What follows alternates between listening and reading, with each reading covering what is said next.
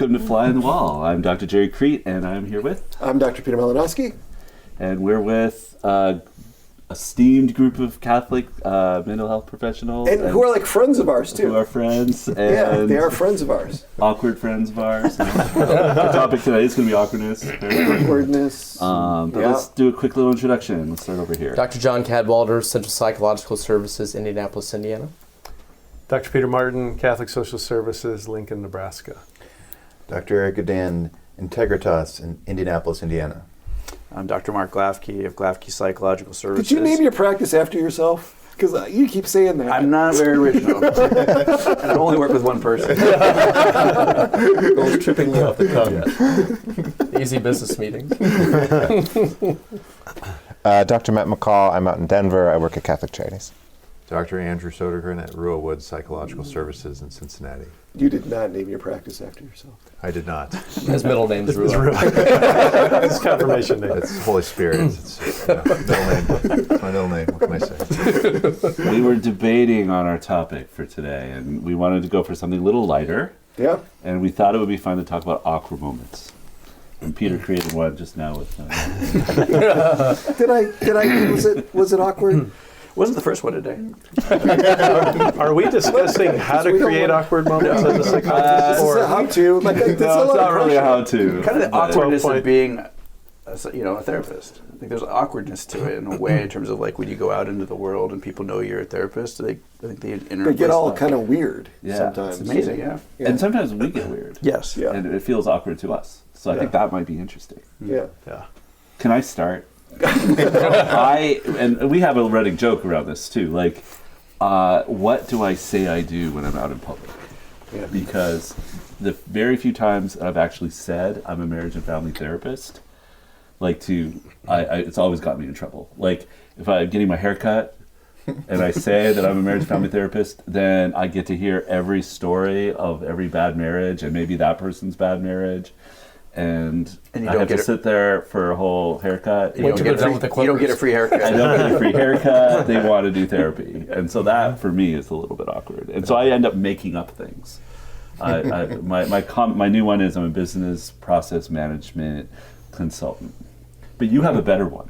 Yeah. So like when I was in graduate school, I completed a program in applied quantitative psychology. It could have been, I was an applied statistician. So on the plane, I noticed that if I mentioned that I was a clinical psychology graduate student, I would often get, it was uncomfortable too because it's loud, other people can kind of overhear and so forth. So I learned to say that I'm an applied statistician, which is true. And then what I found is that if I got into the wonder and the magic and the beauty of hierarchical linear modeling, and I started to talk about that with a lot of passion, it suddenly became awkward for the other person It did. because they were trying to now escape the conversation. Yeah, right? and so it led to a lot of silence. Effective. So what awkward moments do we have? Well, I wonder what other people, if they've experienced things like this, but when I've been in social gatherings and people find out I'm a psychologist, there's always, seems like one person who wants to ask me about pedophilia. You go to different parties. Nice to happen to me. Nice to meet you. Yeah, I just love to talk about that. It's great. What do you specialize in, Andrew? I don't know, do I have that written all over me or something? I don't know. I think everyone thinks it's really original to ask, so are you psychoanalyzing me right now? Yes. Yeah. My comeback for that was, I wasn't until you asked that question. I used that in a speech once, and I said, why is that important for you to know? That's good. That's hilarious. I have had that too, and I responded, "You're not paying me."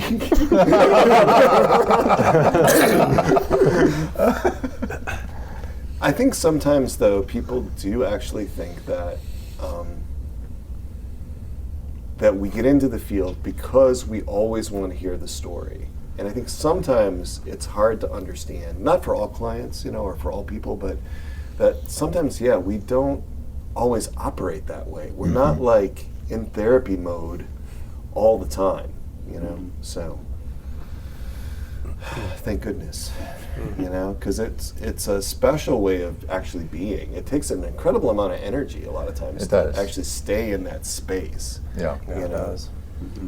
I mean, you're essentially in caregiving mode, you know, with qualifications, of course, but you're there focusing on this other person and hearing their story and thinking about how you can help them. And so when I'm in a social gathering or with family or whatever, or even, you know, with whatever, colleagues or coworkers, like, I don't want to be in that mode all the time. I don't want people to be coming up to me to tell me their problems, but sometimes that happens. Right. And I have to figure out how to handle that without going into therapist mode, but still be charitable and graceful and But also set some limits and boundaries, right? Yeah. Because I've had no shortage of people on the front steps of the parish Yeah. that want to get into it. Yes, you know, on yes, Sunday. yeah, right. You know, right.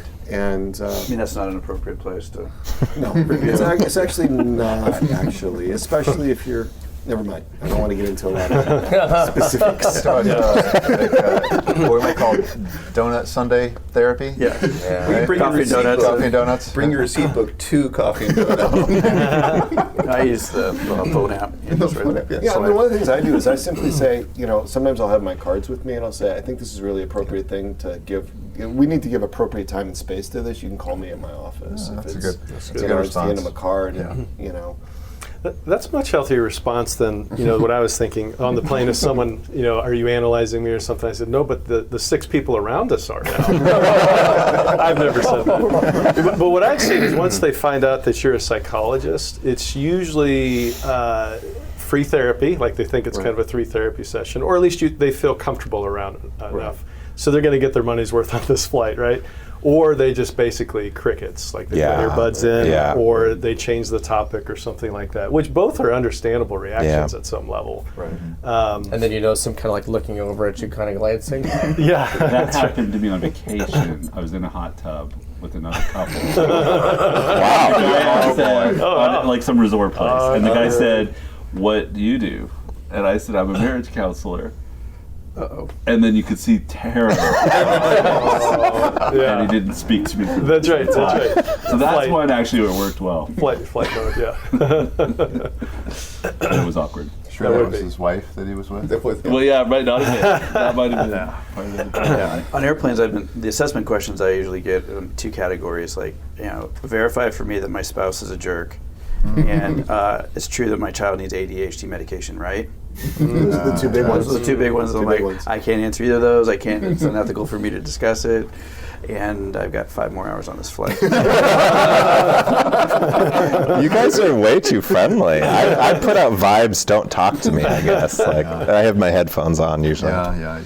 Well, that's easier I now. resonate with Older, that. I'm thinking like, you know, Back in the days. 90s. Like, Okay. I guess that's better than just going and spending 2 hours in the lavatory. That's a better. Yeah. That's good. Okay, now we're analyzing you. That's right. I had a situation one time where my wife and I, like our family, would go like these cabins all the time. And so the caretaker somehow had seen, like email, like would confirm, like you're coming out, this kind of stuff too. And it says like Dr. Cadwalder on there. And so we pull up to check in, and he goes, "You're some kind of doctor, right?" And I said, "Yeah, you know, what's going on?" He goes, "Well, my daughter is in labor. I want to see if you can take a look." I said, "Not that kind of doctor. Can you take her to the hospital?" I could talk to how you feel about You could it. accompany her. at That's least, right. yeah. I could support you. We could do some grounding right now. You sure it wasn't a hysterical pregnancy? Like, No, no. That was a first, and hopefully the last that ever happens. So even awkwardness, like in marriage, I remember having dinner with my wife, and she was sharing with me, you know, some frustration she had that particular day, and she's looking at me for a response, and it was kind of quiet, and I'm like, "So how did you feel about that?" And she just rolled her eyes. She's like, "Oh, please don't be a therapist right now." And I was like, I really want to know how you feel as your husband. Like, that's not a therapeutic technique. I just really want to know. So you've got to have husband empathy, not therapist empathy. Right. It's Right. the wrong kind of Qualitatively empathy. It's hard. Hard to It make is. that distinction. I have had a kid yell at me, one of my kids, "Don't use that counseling on me." Yeah. That was during the adolescent phase. Yeah. My wife jokes that she had to marry a psychologist to help straighten her out. She makes that comment at social gatherings pretty regularly. Still. Still after all these years, we're still working on it. Still working on it. Well, that's one of the things that's really important to me in my friendships, given the nature of all the clinical work, is that there be reciprocity and mutuality in the relationships, you know? So, you know, that is really, really important. And, so it's actually helpful to be friends with you guys, because, you know, there's an understanding of what it's like, you know, actually to be in our role. And that's something that I've got good friends that are not psychologists or mental health professionals, and there's just something comforting about being in a group like with you guys that gets that, you know, and what the pressures are, so, and what the demands are. I agree completely. Like, I feel that too, and it's just easier since we all have similar backgrounds, do similar work. Like, I feel understood almost immediately. You know, like I can relate with you guys in a way that's harder for me in other friendships. Yeah. How do your dads feel about you being a therapist? Do you know? My father's an engineer, and I remember talking to him about this. And I said, Dad, I think widgets are great. I'm glad you're good at making widgets. And he designed CAD scanners out of college. Just cool stuff. But I'm not as good with this like design stuff. I like ideas and people. It's like, no, I understand, Eric. That's okay. It's okay. Because I always kind of got the feeling, I'm kind of disappointed I didn't go to engineering. But no, I do remember that conversation. I think my dad is proud of me for having a doctorate, but he also doesn't really get it at all. Like he's I don't know if he's going to watch this. Hey, Dad. He asked me once, so, how you doing? You know, like, with your feelings. I was like, all right, I appreciate that, Dad. Yeah, my father was just relieved that I didn't become a priest. Yeah, there you go. You hear those words, he was like, you know, he did not. My mom's Catholic. My dad wasn't, but yeah, he thought that you know, I was going there. I told him at one point that's where I felt I was called, and just when my father really, and God bless him, really accepted it, I came to him and said, yeah, I really discerned that wasn't where we're being called, so I'm going to go on with graduate school. And he was a little relieved, but yeah. So he thought I could affect more people as a counselor rather than a priest. And we'd have this debate, so it was kind of funny. So it's just how you approach either one of them, you know. So I thought we were like keeping it light, and then you have to bring up father. Right? Well, we don't have You're the one that took us to a deeper place when you talked about the intimacy. Yeah, that's right. So notice how we all got like. Yeah. We don't have any father issues here. That's clearly not why we chose this profession. Exactly. I altruist. heard them talk about Marvel movies speaking about father issues. There's a reason. We were talking about father issues earlier today. I think that's one of the things we've been talking about all day, with the abuse crisis and all of this For several months. several months. It's a long discussion. You've been fixated on it. It's called perseveration. Not perseverance. It was much earlier today. Father issues. I believe that's been a common theme today. Yeah. Yeah.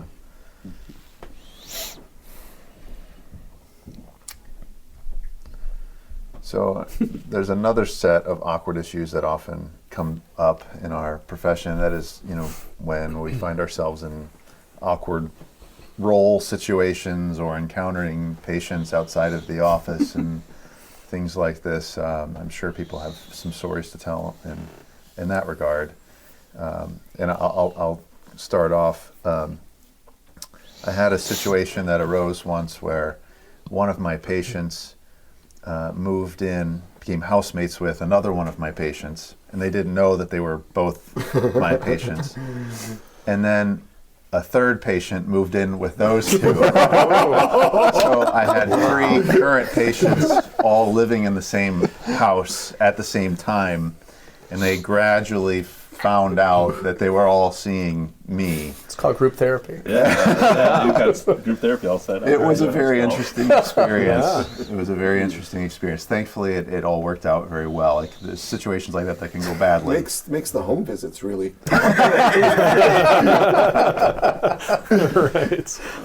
I had a situation where I had two different clients that I actually, and they're both single, and they were both, looking for somebody, and I actually thought they would make a great match. And then I found out that they knew each other, and I had to sit there wanting to say something. Of course, I didn't because that would be inappropriate. I know that. That's very But, good, and, Jerry. I did resist the temptation. Well, why don't I schedule you at 3? And I didn't do that. So I just stopped all impulse to make that happen. That would have been awkward. That makes marital therapy a whole different level. Right? Yeah, because then they could get married and then I'd see them as before a couple, marital right? therapy. Yeah. What could go wrong? Right. Well, a lot of it is it's a small Catholic world. Right. And it's amazing the number of ways that paths can cross. And it's amazing how you get different streams of information, sometimes. That you don't want. Oh, yeah. Well, not because it's we don't care about the information, but I don't want information about that person, but I can't control it now. Right. Because my patient revealed that to me has no idea that I know this other individual. Right. It's then you're sitting on that. So I mean, I don't know about all of you, in terms of confidentiality, I tend to go to the, when in doubt, just put it in the vault, and that's backfired a couple of times on me. I remember after Mass, someone had approached me, who's friends with my wife, and I just shared some personal information, assuming that I would then, because my wife wasn't there, that I would then relay that information to her, kind of saving her the conversation. I didn't say a word, right? It was personal information, and then my wife encountered the same person a month later. And she brought up the information to my wife, assuming that my wife knew. I was wondering why she hadn't reached out or contacted her. I was a little hurt. She's like, didn't your husband share this information? And she's like, no, he didn't say a word. And then she came to me why didn't you tell me? I'm like, I'm not saying a word. I don't why would I assume that? But thankfully there was healing there. I did have a situation when, this was again years ago, my kids were in high school, of having a teenage client and then not realizing or knowing that they were a friend of one of my kids. And then having a whole bunch of kids came over to my house once, and I came up and I was and one of them was my client. Yep. Wow. And that was awkward. I wasn't sure. Yeah. I didn't obviously say anything, but that person actually then spoke up. Oh, hey, Dr. Creed. Yeah. Okay. Yeah, oftentimes they'll make you in the back of the church, and I've had that too. He is such a great therapist. If you ever need therapy, you should go to this guy. You're kind of yeah. Oh, it's tough. But but it doesn't bother them apparently. Right. So it's okay. Yeah. But then there's other people who see you and they look at you like you're the IRS, right? They go the other way, don't make eye contact with me. Yeah. Don't let anyone know that you have any relationship with me. Right. No way that you're my therapist. Why did you follow me to the car? Have any of you ever been introduced to one of your clients by somebody else that doesn't know that you're in therapy? Yeah. Yep. Oh yeah. Oh Yeah, yeah. that. Yeah, and then somebody else asked, oh no, I was talking with a client, and then somebody else asked how you know each other, asked me, and I said, oh, just the Catholic world. Right. Yeah, that's right. That's a good one. cover. That's right. Yeah. Yeah, when I was in graduate school and doing my first practicum experience, I was working with a woman, and she was going through a divorce. The husband had never came in for therapy, but I failed to tell her that when I'm not doing therapy and in graduate school, that I would moonlight as a waiter at a local restaurant and sometimes tend bar. So one evening, I'm tending bar, helping out, and I come into the shift around 8 o'clock, and I come in, I'm putting ice in a bucket, and I look up, and right in front of me is my patient. And she looks at me, and her mouth drops open, having no idea that she expected to go out and have a cocktail with friends. Yeah. And there's her therapist across the way. And I can't acknowledge that I know her, and she also happened to be there with her husband, who I just realized was a regular customer of mine, and had no idea that her wife was in therapy, and obviously had no idea that she was in therapy with his bartender. It's like a reunion. You gotta compartmentalize the knowledge that you know from being his bartender, right? I mean, there's all this synapses going on. And I want to acknowledge my patient and not ignore her, but I kind of like try to give her this look like, like, hello, sorry. So that's a good lesson to us, that we should always let our clients know when we're tending bar. Yes, that's a good rule of thumb. Yeah. All been there. Put that in my paperwork. Right. Well, that actually could happen to you, John, right? Don't you slide behind the bar, the family bar sometimes? Sometimes I do. Sometimes I do, and I get around. Uh-oh, awkward moment. Sorry. Yeah. Trying to be evocative. So if any of you, have spouses or anything like that where you're in a situation, they're talking to them or whatever, and they happen to be talking to a patient, then they kind of ask and say, so what's your name again? It's like, oh yeah, I work with your husband. Yeah. Yeah. My wife gets that sometimes too, and she's like totally blindsided because obviously she doesn't know. Right.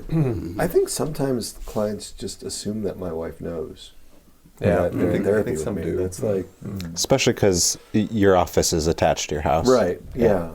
And my wife is actually listed on the paperwork as a business manager. Like, so if I'm like ever sick, or something, she could have access to the files, cancel appointments or whatever. It's never actually happened in all the years that I've run my own practice. But I think sometimes they think that, we just sort of hang out and talk about my clients, and it's not, that's not how that goes. Yeah.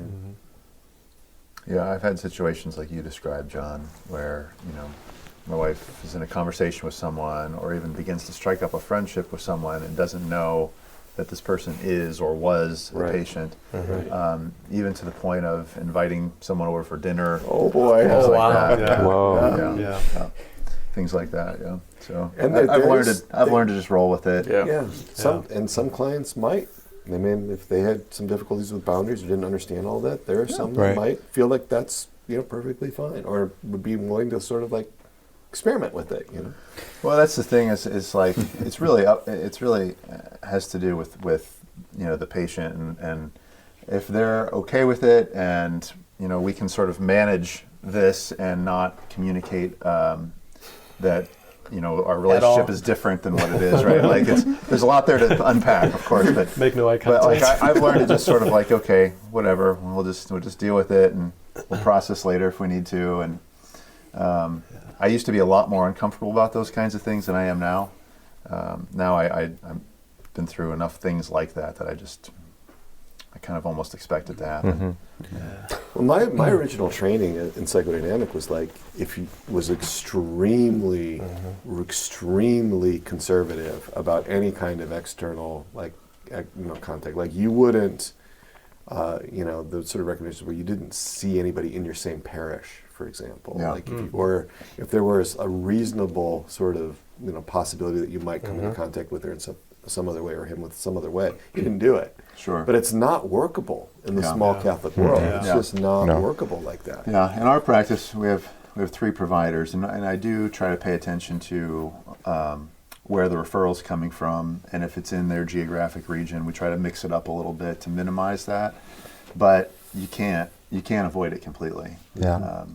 Even after when I got to the point in my training where I was practicing full time, so internship and beyond, like it didn't take long before every Sunday I'd be seeing at least one, if not multiple, patients at either our parish or whatever local parish we ended up going to. We're at. Right? Yeah. And now I've lived in our current city for going on 9 years, and so it's just a regular thing now. The Catholic world's only so big.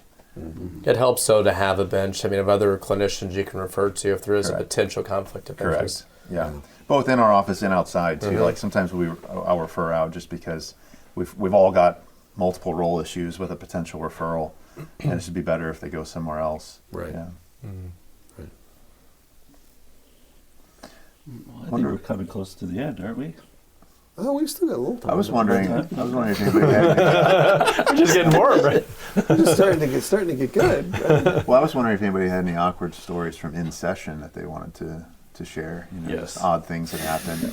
You got one. I remember one about you, Dr. Malinoski. You mentioned at one time a mouse. Yes. A story about a mouse. Yes. And you reacted instinctively and stomped on it. In front of a patient. So a little backstory. My office is in my house, which is on a farm, in some ways kind of rural. So sometimes the wildlife might visit. And this was in the fall when the wildlife was visiting. But it's mostly... Pete is still going to be upset with you when they hear the story, so you just can't get around that. Like I got out of my role as a therapist, right? And so the mouse came along the side, and I just reacted, and I'm like, whoom, choom. And then I opened the window, which was right there, and I threw it out. Just be clear. Just like that. I killed it. Just like And that. threw it out. I killed it With your hand? in front of the client. No, I killed it with my foot. So back to the trauma, right? Then afterwards, close the window. It actually was quite surprising to the client. Like it was kind of distressing, actually. That I'm surprised. I supposed to see me killing things. My warm, Or nurturing did they therapist. feel like you were a protector? Killer. No, it didn't really work like that. I have had not, thankfully any mice, but spiders. We have centipedes or obviously like that. Yeah. And the patient will kind of look, and then it's kind of this sense of, will he see it? And then we'll kind of acknowledge it, and I'll ask, and this is more kind of psychoanalytic or psychodynamic. I wonder what we should do about this. So almost a sense where it's like, as I'm getting ready to get the shoe, is this something, because some people do have a fear, can I destroy or whatever? And some are like, why did you wait? Just kill it like 2 seconds ago. Yeah. Mm-hmm. Yeah, we've had some critter encounters too. We get these stink bugs every once in a while. They'll just like dive bomb in session, startle somebody. There was one time where, and I'm a little peevish about spiders. There was a large spider that showed up, and the patient saw it before I did, and just his eyes got real big, and I was like, "What is it? What is it? What is it?" And he went over and stepped on it, and it was kind of made a mess. It was big enough, but anyway, I was glad that it was over with, but it was an awkward So the moment. client was able to reestablish a sense of security For me, yes. So he talked you down. Neutralize the threat. Yeah, but now mine didn't involve insects or rodents or anything like that, but I was actually in session with a client, and I don't recall what we were talking about at the time. It was a few years back. But apparently there was a water issue, let's just say. And so I would sit directly underneath a vent, and somehow, periodically, there would be so much water build up in the ventilation system that it would actually come into my office. And so you'd smell like this kind of damp, musty smell. So I'm talking to my client and trying to empathize and listen, and all of a sudden I feel this like water dripping down my neck. So it literally went on my head and dripped down my neck. And so I was trying to act like nothing happened. And so I was trying to stay very attuned and other focused and whatever. And so then it came and poured down my head. so then I'm just like, what? So I look up and I kind of made a couple comments and joked about it and kind of moved my chair a little bit out of the way. And we tried to continue with the session. So that was kind of how it ended. Yeah, so it kind of goes back to sometimes you just can't pretend that nothing's going on. Right. Yeah. It's like therapy blueprints.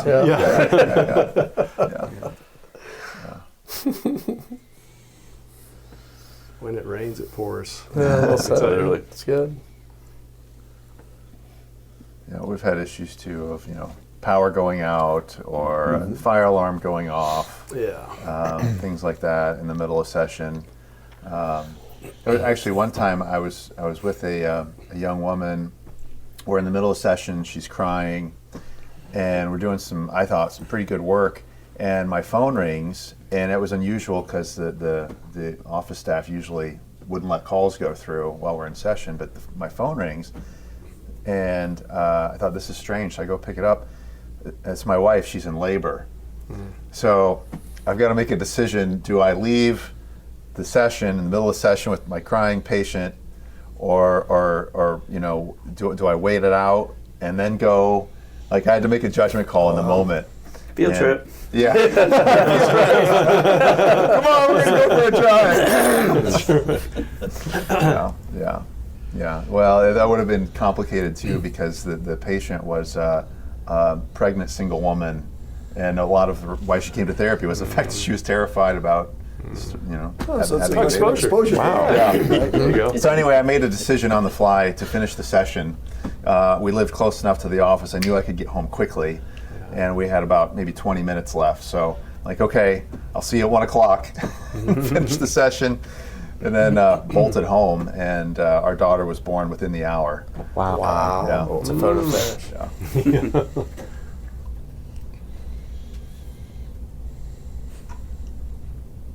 Yeah, well, sometimes what we do is pretty absurd. Like my first time I was working for a mental health clinic and being the on-call crisis therapist, so I would field any of the emergency calls that would come in. It was like I think first or second day of doing that, and so I had a woman who was expressing some suicidality, and I'm on the phone with her, and my office door blows open, and this other patient comes in. He like went past the secretarial area, got into the hallway, got in my office, just sat down next to me.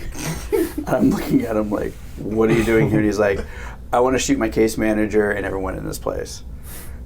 And so I like, crisis too many at that point. so I was like, little brief conversation with God. Why are you letting this happen? I'm like, I'm really sorry to ask. Can you hold for one moment? Because I was having a sense that she was kind of stabilized, but then I turned to him, and then he ran out of the office, and so I had to like agree to like call her back and be for her not to go by, away from the phone. Run after him. He disappeared. Had to call the police. And got back on the phone, thankfully, with her, and she was able to like set up an appointment. It was okay, but it was like really good experience. Like if I can handle this, I could probably handle any crisis situation. Wow. Yeah. But later that day, though, the director of the clinic we were in the lunchroom, and she was seeking out the case manager that he was making reference to, and found the case manager. Said, "You have to go home." And she's like, "Why do I have to go home? I got all this work to do." And like, well, this person came in and threatened, to shoot you. And I was like, well, he tried to shoot her and everybody else in here. It's like, well, she has to go home. The rest of you all. Okay. I see Compromises have to be made. See how much we're all valued here, and no wonder I went into private practice.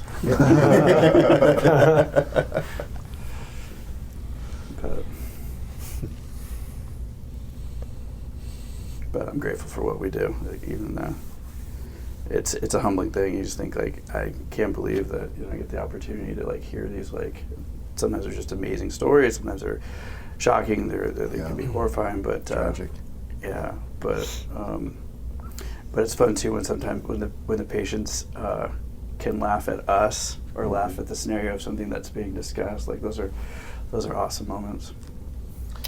Yeah, I think it's important over the course of therapy that they come to see our humanity a little bit more. We come off the pedestal, so to speak, and those are some nice moments. When the work is starting to wrap up with someone, and we can kind of share a laugh about our human foibles or something. Yeah, and I think humor for a clinician is really important. You don't want it to be cutting or biting or demeaning to anybody, but some of the things that we find ourselves in, just are kind of like funny. They like, and I think it's good to be able to have some release and be able to laugh at ourselves and laugh at the situations that we find ourselves in. So. Well, guys, I think we're kind of here at the end of this one. And it's been great to be with you all. It's been great to be with our audience. Guys have to catch your plane again. Yeah, appreciate you. I hope all of you that are listening, if you have topics that you'd like to hear us talk about, send it our way. Yeah, by all means, we want to hear those comments. So. And tell us which one is the best. Least worst. Least worst. It's like a kind of sausage, right? The least first. That's right. I'm German. So thanks again, and we'll see you next time. Be still. Believe. Be loved. Take good care. God bless. Good care.